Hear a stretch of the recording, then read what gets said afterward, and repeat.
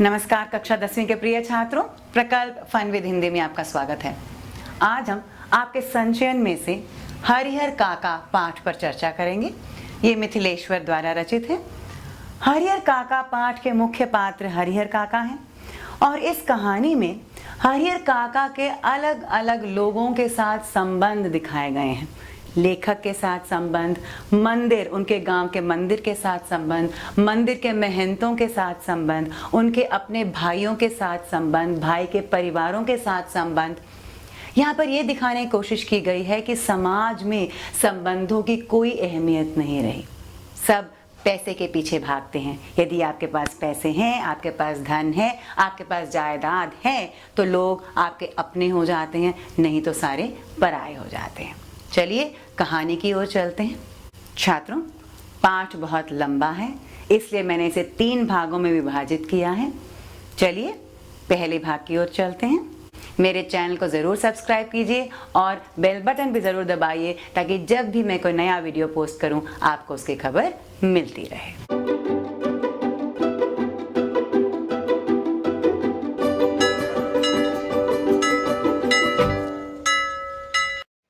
कहानी का नाम है हरिहर काका और लेखक हैं मिथिलेश्वर। हरिहर काका के यहाँ से मैं अभी अभी लौटा हूँ। कल भी उनके यहाँ गया था, लेकिन ना तो वह कल ही कुछ कह सके और ना आज ही। दोनों दिन उनके पास मैं देर तक बैठा रहा, लेकिन उन्होंने कोई बातचीत नहीं की। जब उनकी तबीयत के बारे में पूछा, तब उन्होंने सिर उठाकर एक बार मुझे देखा, फिर सिर झुकाया तो दोबारा मेरी ओर नहीं देखा। हालांकि उनकी एक ही नजर बहुत कुछ कह गई। जिन यंत्रणाओं के बीच वह घिरे थे और जिस मनस्थिति में जी रहे थे, उसमें आंखें ही बहुत कुछ कह देती हैं, मुंह खोलने की जरूरत नहीं पड़ती। हरिहर काका की जिंदगी से मैं बहुत गहरे से जुड़ा हूँ। अपने गांव में जिन चंद लोगों को मैं सम्मान देता हूँ, उनमें हरिहर काका भी एक हैं। हरिहर काका के प्रति मेरी आसक्ति के अनेक व्यावहारिक और वैचारिक कारण हैं। उनमें प्रमुख कारण 2 हैं। एक तो यह कि हरिहर काका मेरे पड़ोस में रहते हैं और दूसरा कारण यह कि मेरी माँ बताती है हरिहर काका बचपन में मुझे बहुत दुलार करते थे। इस कहानी के मुख्य पात्र हरिहर काका हैं। हरिहर काका और लेखक में गहरा संबंध था। दोनों पड़ोस में रहा करते थे और बचपन में हरिहर काका लेखक को बहुत दुलार करते थे। लेकिन इस बार जब लेखक हरिहर काका से मिलने गए तो हरिहर काका ने उनसे कोई बात नहीं की, पूछने पर भी ठीक से जवाब नहीं दिया। लेकिन एक बार जब हरिहर काका की नज़र उनकी नज़र से मिली तो लेखक समझ गए थे कि हरिहर काका किन दुखों से घिरे हुए हैं और उनके मन की स्थिति अच्छी तरह से भाप गए थे। अपने कंधे पर बैठाकर घुमाया करते थे। एक पिता अपने बच्चे को जितना प्यार करता है, उससे कहीं ज्यादा प्यार हरिहर काका मुझे करते थे। और जब मैं सयाना हुआ, तब मेरी पहली दोस्ती हरिहर काका के साथ ही हुई। हरिहर काका ने भी जैसे मुझसे दोस्ती के लिए ही इतनी उम्र तक प्रतीक्षा की थी। माँ बताती है कि मुझसे पहले गांव में किसी अन्य ने उनकी इतनी गहरी दोस्ती नहीं हुई। वह मुझसे कुछ भी नहीं छिपाते थे, खूब खुलकर बातें करते थे। लेकिन फिलहाल मुझसे भी कुछ कहना उन्होंने बंद कर दिया है। उनकी इस स्थिति ने मुझे चिंतित कर दिया है, जैसे कोई नाव बीच मझधार में फंसी हो और उस पर सवार लोग चिल्लाकर भी अपनी रक्षा ना कर सकते हों, क्योंकि उनकी चिल्लाहट दूर तक फैले सागर के बीच उठती गिरती लहरों में विलीन हो जाने के अतिरिक्त कर ही क्या सकती है। मौन होकर जल समाधि लेने के अतिरिक्त कोई दूसरा विकल्प नहीं। लेकिन मन इसे मानने को कतई तैयार नहीं। जीने की लालसा की वजह से बेचैनी और छटपटाहट बढ़ गई हो। कुछ ऐसी ही स्थिति के बीच हरिहर काका घिर गए हैं। अब समझते हैं। बचपन में हरिहर काका ने लेखक को पिता के समान प्यार दिया था और जब लेखक थोड़े बड़े हुए तो हरिहर काका ही उनके सबसे पहले दोस्त थे। दोनों गहरे दोस्त थे और एक दूसरे को अपने मन की बात बताते थे। लेकिन इस बार जब लेखक हरिहर काका से मिलने गए तो हरिहर काका की स्थिति चिंताजनक थी। उन्हें देखकर ऐसा लग रहा था कि जिस प्रकार एक नाव बीच मझधार में फंसी हो और उस पर सवार लोग चिल्लाकर अपनी रक्षा नहीं कर पाएंगे, क्योंकि उनकी आवाज किसी तक नहीं पहुंच पाएगी और समुद्र में कूदकर तैर भी नहीं सकते। यानी हरियर काका को देखकर ऐसा लगता था कि वे जीना तो चाहते हैं लेकिन जी नहीं पा रहे हैं। हरियर काका के बारे में मैं सोचता हूँ तो मुझे लगता है कि वह ये समझ नहीं पा रहे हैं कि कहें तो क्या कहें।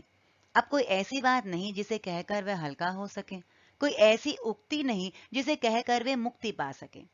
हरियर काका की स्थिति में मैं भी होता तो निश्चय ही इस गूंगेपन का शिकार हो जाता। हरिहर काका इस स्थिति में कैसे आ फंसे? ये कौन सी स्थिति है? इसके लिए कौन जिम्मेवार है? यह सब बताने से पहले अपने गांव का और खासकर अपने गांव की ठाकुर बारी का संक्षिप्त परिचय मैं आपको दे देना उचित समझता हूँ, क्योंकि उसके बिना तो यह कहानी अधूरी ही रह जाएगी। मेरा गांव कस्बाई शहर आरा से 40 किलोमीटर की दूरी पर है, हसन बाजार बस स्टैंड के पास। गांव की कुल आबादी 2,500-3,000 होगी। गांव में 3 प्रमुख स्थान हैं। गांव के पश्चिम किनारे का बड़ा सा तालाब, गांव के मध्य स्थित बरगद का पुराना वृक्ष और गांव के पूरब में ठाकुर जी का विशाल मंदिर, जिसे गांव के लोग ठाकुरबाड़ी कहते हैं। चलिए अब इसे समझते हैं। लेखक को लगता है कि हरिहर काका समझ नहीं पा रहे हैं कि अपने दिल की बात कैसे कहें। लेखक कहते हैं कि अगर वे भी हरिहर काका की स्थिति में होते तो शायद ऐसे ही मौन रह जाते। अब बताते हैं कि उनकी स्थिति कैसे आई। जिस स्थिति में हरिहर काका आज हैं, ये स्थिति उनकी कैसी आई, यानी जो पूरी कहानी आगे है एक फ्लैशबैक के रूप में है। सबसे पहले लेखक बताते हैं कि हरिहर काका की कहानी बताने के लिए उनके गांव के बारे में बताना होगा और उनके गांव के मंदिर के बारे में बताना होगा। वो बताते हैं कि उनका गांव कस्बाई शहर आरा से 40 किलोमीटर की दूरी पर है और वहां पर 3 मुख्य जगह हैं, 3 मुख्य स्थान हैं। एक तो है पश्चिम किनारे एक तालाब, बीचों बीच एक बरगद का पुराना पेड़ और पूर्व दिशा में एक बड़ा सा मंदिर, जिसे लोग ठाकुरबाड़ी कहते हैं। गांव में इस ठाकुरबाड़ी की स्थापना कब हुई, इसकी ठीक ठीक जानकारी किसी को नहीं।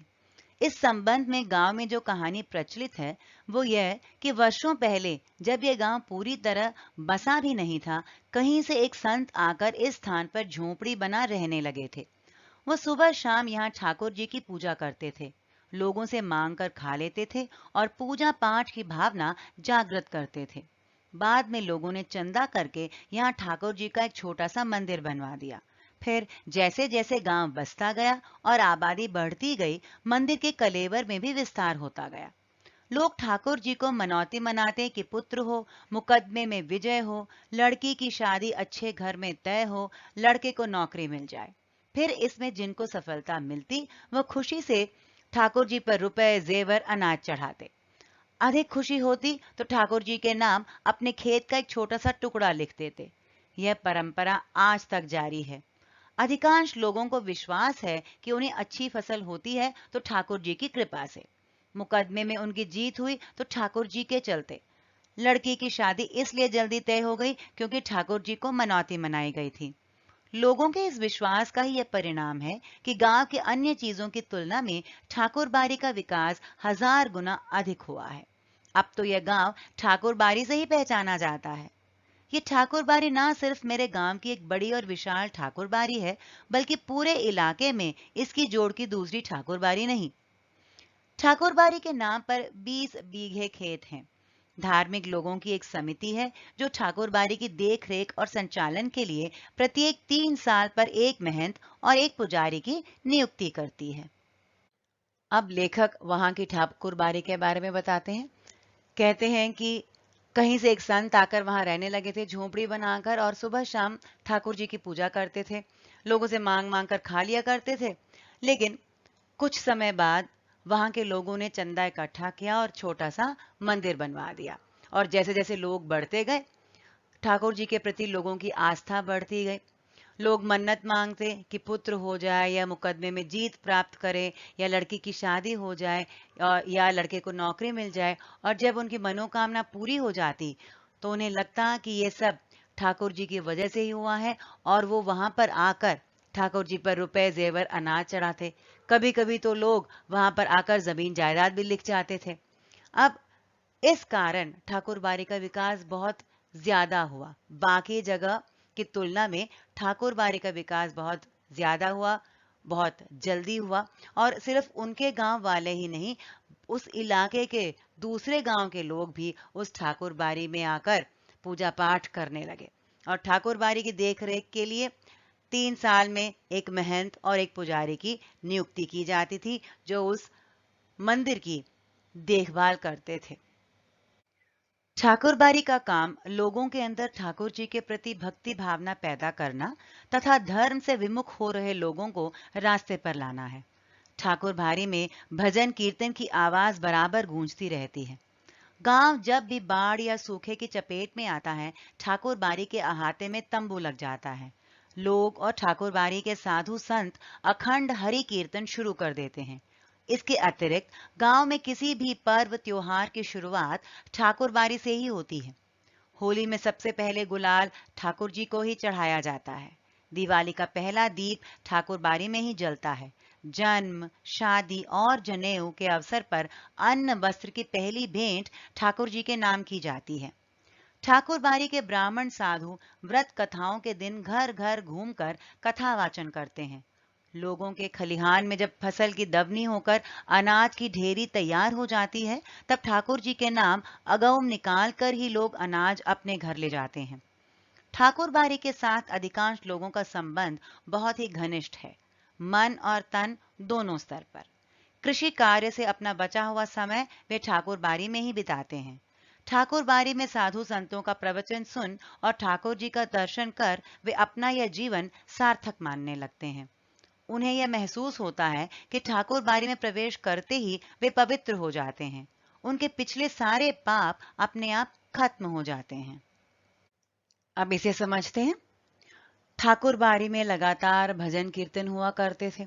गांव में जब कोई बाढ़ या सूखा हो जाता तो सब लोग ठाकुरबाड़ी आते और वहां पर उनके लिए भोजन दिया जाता और कीर्तन शुरू कर दिए जाते, ताकि लोगों के दुख दूर हो जाए।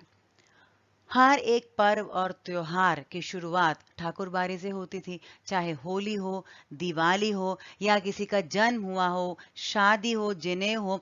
हर एक पर्व की शुरुआत मंदिर से यानी ठाकुरबाड़ी से हुआ करती थी। जब फसल की कटाई होती तो पहला अनाज मंदिर में चढ़ाया जाता था। अब वहां के लोग, गांव के लोग कृषि करते थे, खेतीबाड़ी करते थे और खेतीबाड़ी करने के बाद जो भी समय उन्हें मिलता वो मंदिर में आकर बिताते थे। उनको लगता था कि मंदिर में आकर वो पुण्य कमा पाएंगे, उनके सारे पाप धुल जाएंगे। परिस्थितिवश इधर हरिहर काका ने ठाकुरबाड़ी में जाना बंद कर दिया है। पहले वे अक्सर ही ठाकुरबाड़ी में जाते थे। मन बहलाने के लिए कभी कभी मैं भी ठाकुरबाड़ी में जाता हूँ, लेकिन वहां के साधु संत मुझे फूटी आंखों नहीं सुहाते। काम धाम करने में उनकी कोई रुचि नहीं। ठाकुर जी को भोग लगाने के नाम पर दोनों जून हलवा पूड़ी खाते हैं और आराम से पड़े रहते हैं। उन्हें अगर कुछ आता है तो सिर्फ बात बनाना आता है। हरिहर काका 4 भाई हैं, सबकी शादी हो चुकी है। हरिहर काका के अलावा सबके बाल बच्चे हैं। बड़े और छोटे भाई के लड़के काफी सयाने हो गए हैं। 2 की शादियां हो गई हैं। उनमें से एक पढ़ लिख कर शहर के किसी दफ्तर में क्लर्की करने लगा है। लेकिन हरिहर काका की अपनी देह से कोई औलाद नहीं। भाइयों में हरिहर काका का नंबर दूसरा है। औलाद के लिए उन्होंने 2 शादियां की। लंबे समय तक प्रतीक्षारत रहे, लेकिन बिना बच्चा जने उनकी दोनों पत्नियां स्वर्ग सिधार गईं। लोगों ने तीसरी शादी करने की सलाह दी, लेकिन अपनी गिरती हुई उम्र और धार्मिक संस्कारों की वजह से हरिहर काका ने इनकार कर दिया। वह इत्मीनान और प्रेम से अपने भाइयों के परिवार के साथ रहने लगे। कहानी को आगे बढ़ाते हैं। हरिहर काका पहले तो मंदिर जाया करते थे, लेकिन आजकल उन्होंने मंदिर जाना बिल्कुल बंद कर दिया है। लेखक भी कभी-कभी जाया करते थे, लेकिन वहां के साधु संत उन्हें बिल्कुल पसंद नहीं थे। लेखक के अनुसार उन साधु संतों को सिर्फ बात करने में रुचि थी। वहां हलवा पूड़ी जो बनता था उसे खाने में रुचि थी। पुण्य कार्यों में यानी ईश्वर के कार्यों में उनकी कोई रुचि नहीं थी। लेखक अब हरिहर काका के परिवार के बारे में बताते हैं। हरिहर काका 4 भाई थे। हरिहर काका के एक बड़ा भाई था और 2 छोटे भाई थे। सबकी शादी हो चुकी थी। हरिहर काका की भी 2 बार शादी हुई थी, लेकिन दोनों पत्नियां मर गई थी और उनके भी अपनी कोई औलाद नहीं थी। अब वे अपने भाई के परिवार को अपना परिवार मानकर बड़े प्यार से रहते थे और भाइयों के साथ ही उनके परिवार में मिलजुल कर रहा करते थे। हरिहर काका के परिवार के पास कुल 60 बीघे खेत हैं। प्रत्येक भाई के हिस्से 15 बीघे पड़ेंगे। कृषि कार्य पर ये लोग निर्भर हैं। शायद इसीलिए अब तक संयुक्त परिवार के रूप में ही रहते आ रहे हैं। हरिहर काका के तीनों भाइयों ने अपनी पत्नियों को यह सीख दी थी कि हरिहर काका की अच्छी तरह सेवा करें, समय पर उन्हें नाश्ता खाना दें, किसी बात की तकलीफ ना होने दें। कुछ दिनों तक वे हरिहर काका की खोज खबर लेती रहीं। फिर उन्हें कौन पूछने वाला। ठहर चौका लगाकर पंखा झलते हुए अपने मर्दों को अच्छे अच्छे व्यंजन खिलाती। हरिहर काका के आगे तो बची खुची चीजें आती। कभी कभी तो हरिहर काका को रूखा सूखा खाकर ही संतोष करना पड़ता। अगर कभी हरिहर काका की तबीयत खराब हो जाती तो वह मुसीबत में पड़ जाते। इतने बड़े परिवार के रहते हुए भी कोई उन्हें पानी देने वाला तक नहीं। सभी अपने कामों में मशगूल। बच्चे या तो पढ़ लिख रहे होते या धमाचौकड़ी मचाते। मर्द खेतों पर गए रहते। औरतें हाल पूछने भी नहीं आती। दालान के कमरे में अकेले पड़े हरिहर काका को स्वयं उठकर अपनी जरूरतों की पूर्ति करनी पड़ती। ऐसे वक्त अपनी पत्नियों को याद कर करके हरिहर काका की आंखें भर आती। भाइयों के परिवार के प्रति मोह भंग की शुरुआत इन्हीं क्षणों में हुई थी और फिर एक दिन तो विस्फोट ही हो गया। उस दिन हरिहर काका की सहन शक्ति जवाब दे गई। आगे लेखक हरिहर काका के परिवार के बारे में बताते हैं। उनके पास कुछ जमीन थी और वो उस पर खेती करते थे। हरिहर काका के तीनों भाई खेत पर काम करते थे और हरिहर काका घर में रहा करते थे। उनके भाइयों ने अपने पत्नियों को बताया हुआ था कि हरिहर काका की सेवा करनी चाहिए। कुछ समय तक तो वे सेवा करती रहीं, लेकिन जैसे जैसे समय बीतता गया उन्होंने हरिहर काका की सेवा करनी छोड़ दी।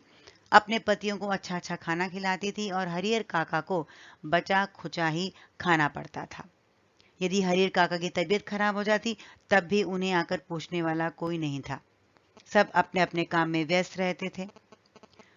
आदमी यानी हरिहर काका के भाई खेत जाया करते थे और बाकी बच्चे खेलते रहते थे या पढ़ते लिखते रहते थे। ऐसे समय में हरिहर काका को अपनी पत्नियों की बहुत याद आती और उनकी आंखों में आंसू आ जाते। एक बार कुछ ऐसा हुआ उनके परिवार में हरिहर काका के साथ कि उनकी सहन शक्ति जवाब दे गई, यानी हरिहर काका को बहुत गुस्सा आया। और ऐसा क्या हुआ आगे देखेंगे। उस दिन शहर में क्लर्की करने वाले भतीजे का एक दोस्त गांव आया था। उसी के आगमन के उपलक्ष्य में 2-3 तरह की सब्जी, बजके, चटनी, रायता आदि बने थे। बीमारी से उठे हरिहर काका का मन स्वादिष्ट भोजन के लिए बेचैन था। मन ही मन उन्होंने अपने भतीजे के दोस्त की सराहना की, जिसके बहाने उन्हें अच्छी चीजें खाने को मिलने वाली थी। लेकिन बातें बिल्कुल विपरीत हुईं। सबों ने खाना खा लिया, उनको कोई पूछने तक नहीं आया। उनके तीनों भाई खाना खाकर खलिहान में चले गए। दवनी हो रही थी। वे इस बात के प्रति निश्चिंत थे कि हरिहर काका को तो पहले ही खिला दिया गया होगा। अंत में हरिहर काका ने स्वयं दालान के कमरे से निकल हवेली में प्रवेश किया। तब उनके छोटे भाई की पत्नी ने रूखा सूखा खाना लाकर उनके सामने परोस दिया। भात, मट्ठा और अचार। बस हरिहर काका के बदन में तो जैसे आग लग गई। उन्होंने थाली उठाकर बीच आंगन में फेंक दी। झन की तेज आवाज के साथ आंगन में थाली गिरी। भात बिखर गया। विभिन्न घरों में बैठी लड़कियां, बहुएं सब एक ही साथ बाहर निकल आईं। हरिहर काका गरजते हुए हवेली से दालान की ओर चल पड़े। समझ रही हो कि मुफ्त में खिलाती हो तो अपने मन से यह बात निकाल देना। मेरे हिस्से के खेत की पैदावार इसी घर में आती है। उसमें तो मैं 2-4 नौकर रख लूं, आराम से खाऊं। अब देखते हैं कि ऐसा क्या हुआ कि हरिहर काका को बहुत गुस्सा आया। उस दिन, जिस दिन की बात है, जिस दिन हरिहर काका को गुस्सा आया था, उस दिन ऐसा हुआ था कि उनके घर उनके भतीजे का दोस्त आया। उनका भतीजा शहर में क्लर्की करता था और उसका दोस्त उनके घर आया। और क्योंकि कोई मेहमान आ रहा था घर में, तो घर में तरह तरह के पकवान बने। हरिहर काका तभी बीमारी से उठे थे, तो पकवानों की खुशबू से वो खुश हो गए कि उन्हें भी अच्छा खाने के लिए मिलेगा। घर के सभी लोगों ने खाना खा लिया। हरिहर काका को कुछ नहीं मिला। उनके भाइयों को भी लगा कि पत्नियों ने हरियर काका को खाना खिला दिया होगा और वो खेत चले गए। अब हरियर काका कुछ देर तो इंतजार करते रहे, फिर अपने आप ही दालान से निकलकर हवेली में प्रवेश किया। उनको रूखा सूखा खाना दिया गया, चावल, मट्ठा और अचार। और ये देखकर हरियर काका को बहुत गुस्सा आ गया। उन्होंने थाली को उठाकर फेंक दिया और थाली नीचे गिरी, साथ में उसमें जो भी चावल और अचार और मट्ठा था सब कुछ बिखर गया। हरियर काका गुस्से में चिल्लाए, अपने भाई की पत्नियों की ओर चिल्लाए कि उन्हें क्या लगता है कि वे मुफ्त में खाना खाते हैं क्या। उन्होंने कहा कि ऐसी गलत फहमी में मत रहो, मैं मुफ्त में खाना नहीं खाता हूँ। मेरे हिस्से की खेत की पैदावार भी इस घर में आती है। मैं चाहूँ तो 2-4 नौकर रख के आराम से खा सकता हूँ, लेकिन मैंने ऐसा नहीं किया क्योंकि मैं अपने भाइयों के साथ उनके घर में रहना चाहता था। तब भी कमी नहीं होगी। मैं अनाथ और बेसहारा नहीं हूँ। मेरे धन पर तो तुम सब मौज कर रही हो, लेकिन अब मैं तुम सबों को बताऊंगा आदि। हरियर काका जिस वक्त यह सब बोल रहे थे, उस वक्त ठाकुर बाड़ी के पुजारी जी उनके दालान पर ही विराजमान थे। वार्षिक हुमाद के लिए वो घी और शकील लेने आए थे। लौटकर उन्होंने महंत जी को विस्तार के साथ सारी बात बताई। उनके कान खड़े हो गए। वो दिन उन्हें बहुत शुभ महसूस हुआ। उस दिन को उन्होंने ऐसे ही गुजर जाने देना उचित नहीं समझा। तत्क्षण टीका तिलक लगा, कंधे पर राम नामी लिखी चादर डाल ठाकुर बारी से चल पड़े। संयोग अच्छा था, हरिहर के दालान तक नहीं जाना पड़ा। रास्ते में ही हरिहर मिल गए। गुस्से में घर से निकल वह खलिहान की ओर जा रहे थे, लेकिन महंत जी ने उन्हें खलिहान की ओर नहीं जाने दिया। अपने साथ ठाकुर बारी पर लेते आए। फिर एकांत कमरे में उन्हें बैठा खूब प्रेम से समझाने लगे, हरिहर, यहाँ कोई किसी का नहीं है, सब माया का बंधन है। तू तो धार्मिक प्रवृत्ति का आदमी है। मैं समझ नहीं पा रहा हूँ कि तुम इस बंधन में कैसे फंस गए। ईश्वर में भक्ति लगाओ, उसके सिवाय कोई तुम्हारा अपना नहीं। पत्नी, बेटे, भाई, बंधु सब स्वार्थ के साथी हैं। जिस दिन उन्हें लगेगा कि तुमसे उनका स्वार्थ सधने वाला नहीं, उस दिन वे तुम्हें पूछेंगे तक नहीं। इसलिए ज्ञानी, संत, महात्मा ईश्वर के सिवाय किसी और में प्रेम नहीं लगाते। तुम्हारे हिस्से में 15 बीघे खेत हैं, उसी के चलते तुम्हारे भाई के परिवार तुम्हें पकड़े हुए हैं। हरियर काका आगे ये भी कहकर चिल्लाए कि वे अनाथ और बेसहारा नहीं थे और उन्हीं के धन पर घर वाले सब मौज मस्ती कर रहे थे। जब हरियर काका अपने भाई की पत्नियों को डांट रहे थे, उन पर गुस्सा कर रहे थे, तो ठाकुर बाड़ी के पुजारी उनके दालान पर ही विराजमान थे, यानी उनके दालान पर ही बैठे थे। वो हवन के लिए शकील और घी लेने आए थे। जैसे ही उन्होंने हरियर काका की गुस्से भरी बातें सुनी, वे एकदम से भागे और महंत को सारी बातें बताई। महंत तैयार होकर हरियर काका से मिलने निकले। उन्हें हरियर काका के घर तक नहीं आना पड़ा, बीच में ही मिल गए, क्योंकि हरियर काका गुस्से में खेतों की ओर जा रहे थे। महंत ने हरियर काका को खेत की तरफ जाने नहीं दिया, मंदिर की ओर ले गए और मंदिर जाकर उन्हें बड़े प्यार से बिठाया और उनसे बहुत ज्यादा प्यार से बातें की, उन्हें समझाने की कोशिश की कि हरियर काका का अपने भाइयों के प्रति जो प्रेम है वो माया का बंधन है। उनके भाइयों में हरियर काका के लिए कोई प्रेम नहीं है।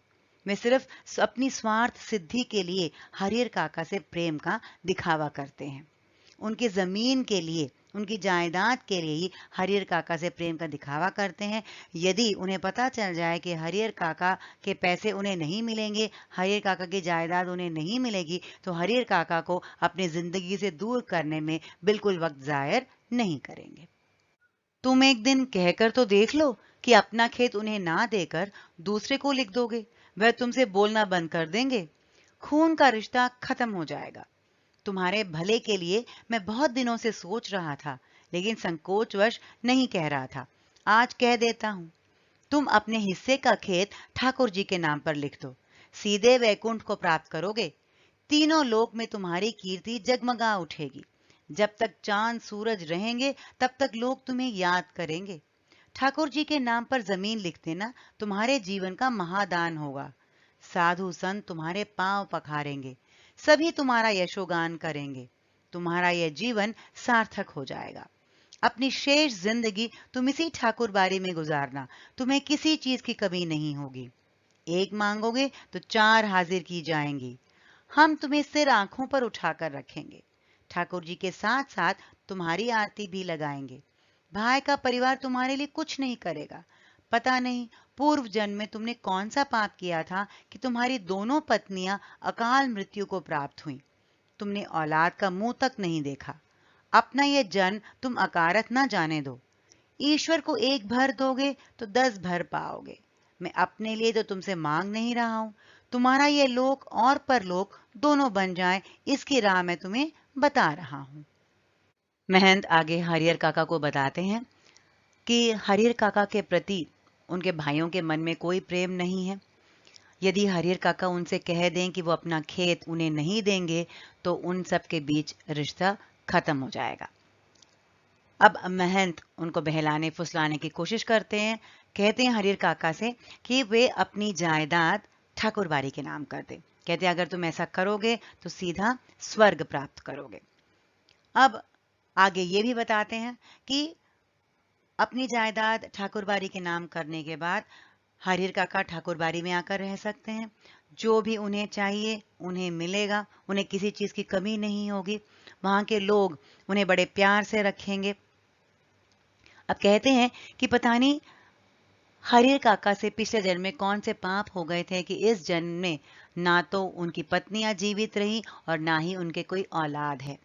तो महंत कहते हैं उनसे कि यदि इस जन्म में वो मंदिर के नाम अपनी जायदाद करके पुण्य कमाएंगे तो आगे उनका जीवन सुखी हो जाएगा। हरिहर देर तक महंत जी की बातें सुनते रहे। महंत जी की बातें उनके मन में बैठती जा रही थीं। ठीक ही तो कह रहे हैं महंत जी, कौन किसका है। 15 बीघे खेत की फसल भाइयों के परिवार को देते हैं तब तो कोई पूछता नहीं। अगर कुछ ना दे तब क्या हालत होगी। उनके जीवन में तो यह स्थिति है, मरने के बाद कौन उन्हें याद करेगा। सीधे सीधे उनके खेत हड़प जाएंगे। ठाकुर जी के नाम लिख देंगे तो पुश्तों तक लोग उन्हें याद करेंगे। अब तक के जीवन में तो ईश्वर के लिए उन्होंने कुछ नहीं किया। अंतिम समय तो यह बड़ा पुण्य कमा ले। लेकिन ये सोचते हुए भी हरिहर काका का मुंह खुल नहीं रहा था। भाई का परिवार तो अपना ही होता है। उनको ना देकर ठाकुर बाड़ी में दे देना उनके लिए धोखा और विश्वासघात होगा। अपनी बात समाप्त कर महंत जी प्रतिक्रिया जानने के लिए हरिहर की ओर देखने लगे। उन्होंने मुंह से तो कुछ नहीं कहा, लेकिन उनके चेहरे के परिवर्तित भाव महंत जी की अनुभवी आंखों से छिपे ना रह सके। अपनी सफलता पर महंत जी को बहुत खुशी हुई। उन्होंने सही जगह वार किया है। इसके बाद उसी वक्त ठाकुर बाड़ी के 2 सेवकों को बुलाकर आदेश दिया कि एक साफ सुथरे कमरे में पलंग पर बिस्तरा लगाकर उनके आराम का इंतजाम करें। फिर तो महंत जी के कहने में जितना समय लगा था उससे कम समय में ही सेवकों ने हरिहर काका के मना करने के बावजूद उन्हें एक सुंदर कमरे में पलंग पर जा लिटाया। और महंत जी उन्होंने पुजारी को तो यह समझा दिया कि हरिहर के लिए विशेष रूप से भोजन की व्यवस्था करे। हरिहर काका को महंत जी एक विशेष उद्देश्य से ले गए थे, इसलिए ठाकुर बाड़ी में चहल पहल शुरू हो गई। चलिए अब इस भाग का आखिरी अंश देख लेते हैं। महंत बहुत देर तक हरिहर काका को समझाते रहे। हरिहर काका के मन में भी महंत की बातें बैठती जा रही थी। वो सोचने पर मजबूर हो गए थे। उन्हें लग रहा था कि भाइयों के साथ रहते हुए जब भाई उनकी परवाह नहीं करते तो जब हरिहर काका इस दुनिया में नहीं रहेंगे तो उन्हें कोई याद भी नहीं करेगा। इसलिए उन्हें अपनी जमीन जायदाद ठाकुरबाड़ी के नाम कर देनी चाहिए। पर फिर उन्हें लगता कि भाई का परिवार अपना परिवार होता है और यदि वे ऐसा करेंगे, यानी यदि वे अपनी जायदाद मंदिर के नाम कर देंगे तो वे कहीं ना कहीं अपने भाई और उसके परिवार के साथ विश्वासघात करेंगे। महंत प्रतिक्रिया जानने के लिए, अपने बातों की प्रतिक्रिया जानने के लिए हरिहर काका की ओर देख रहे थे। हालांकि हरिहर काका ने कुछ नहीं कहा, फिर भी महंत को समझ में आ गया था कि जिस कार्य से वे हरिहर काका को वहां पर लेकर आए थे वो कार्य शायद पूर्ण होगा। उन्होंने सेवकों को बुलाया और उनसे हरिहर काका के सोने का इंतजाम करने के लिए कहा। वहां पर मंदिर में पहले से ही पता था कि हरिहर काका को किस कार्य के लिए वहां लाया जा रहा है, तो हरिहर काका के सोने के लिए, हरिहर काका के खाने का इंतजाम बहुत जोरों शोरों से शुरू हो चुका था और हरिहर काका के लिए उनके आराम से वहां रहने के लिए पूरी तैयारी शुरू हो चुकी थी। अब संभावित प्रश्न देख लेते हैं। हरिहर काका के प्रति लेखक की आसक्ति के कारण बताइए। हरिहर काका की वर्तमान स्थिति और मझधार में फंसी नाव में क्या समानता थी? लेखक का गांव कहां स्थित था, उसका संक्षिप्त वर्णन कीजिए। ठाकुरबाड़ी के बारे में क्या बताया गया है? लेखक को ठाकुरबाड़ी जाना पसंद नहीं था, क्यों? हरिहर काका के परिवार के बारे में संक्षिप्त विवरण दीजिए। हरिहर काका की सहन शक्ति कब जवाब दे गई? महंत जी ने हरिहर काका को क्या समझाने की कोशिश की? छात्रों, भाग 1 को विस्तृत रूप से समझा चुकी हूँ। कोई शंका हो तो जरूर पूछिए, कमेंट सेक्शन में जरूर लिखिए। अगला भाग लेकर जल्दी ही आऊंगी। अब मैं विदा लेना चाहती हूँ। नमस्कार।